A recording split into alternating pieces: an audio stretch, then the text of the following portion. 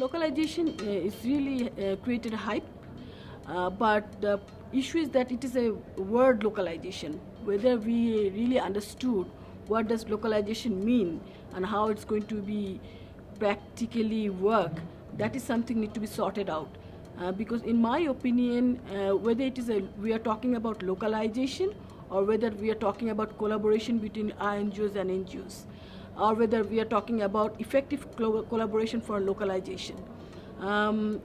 If I really like to interpret localization, I will say the localization is required because it is embedded with the necessity to understand the local culture, to understand the local issues, so that we can go faster to the affected population.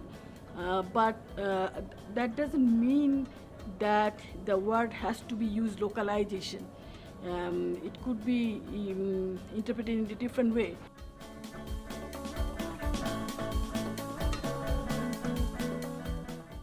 I think all organizations and all DEPP projects are working towards localization in one way or the other. And it's important to share reflections from our project and not just focus on, just the reflections, but also some of the practical actions that some of the organizations have taken to that end.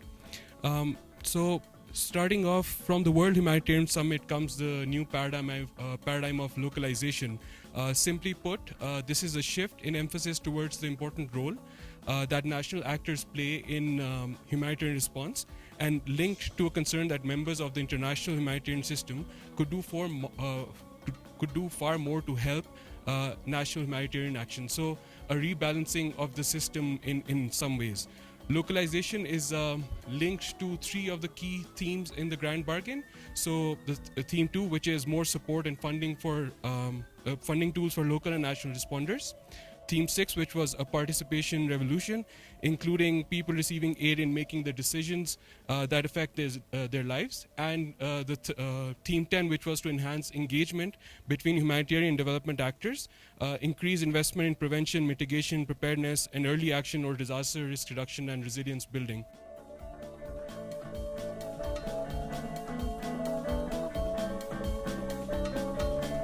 What we have noted is that there is low operational capacity of the national NGOs, particularly the national NGOs that are at differing capacity. Another challenge that we have been facing is issues of PBO, Public Benefit Organization. It is not, an act yet in Kenya, but it is a regulatory framework which is coming in. Once it will be enacted, it will repeal the currently in use, the National NGO Coordination Act. Devolution is being argued as being both a good thing and also a bad thing in Kenya. Of course, the county government is currently competing for also donor funding with NGOs. So this is, in a way, it's a good thing and also a bad thing.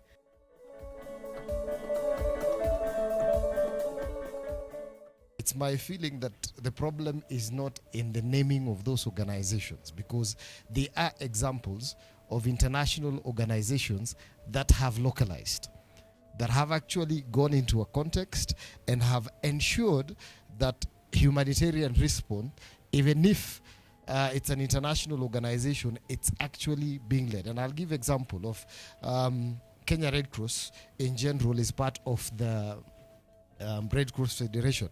But Kenya Red Cross is Kenya Red Cross. It's localized.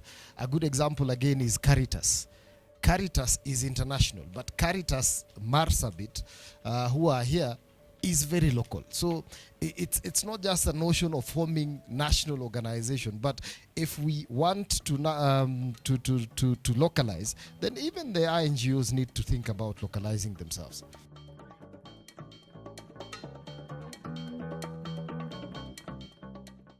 When we're talking about localized response, I think the general consensus in the humanitarian community is that they need to be tailored according to their community's needs and the people that are affected by disasters, and that's why the whole concept of localizing responses rather than having a one-size-fits-all approach that was used previously. So that's where localization initially comes from. But then when you talk about localization and how, in essence, there are differences in the different contexts in different countries.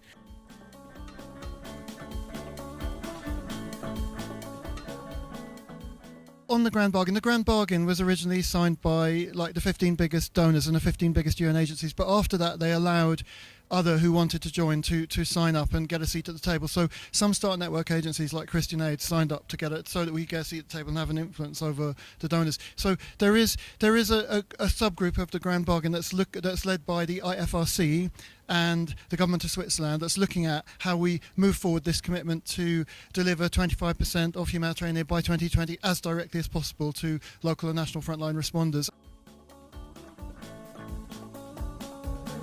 One key thing that came out from localization is that the key focus should not be on national and international.